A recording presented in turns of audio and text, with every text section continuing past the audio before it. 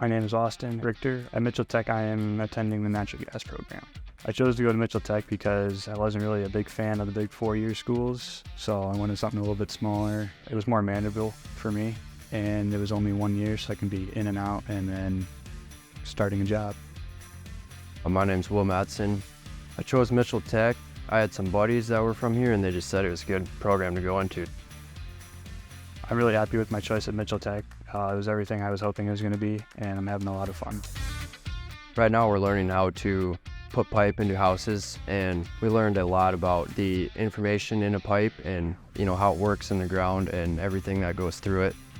I believe I'll make a good living off the skills learned at Mitchell Tech. They really taught us everything we need to know about the industry and then how to be successful in that industry.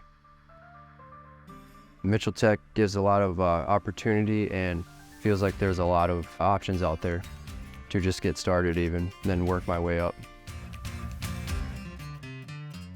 I'm being my best at Mitchell Tech. I'm being my best at Mitchell Tech.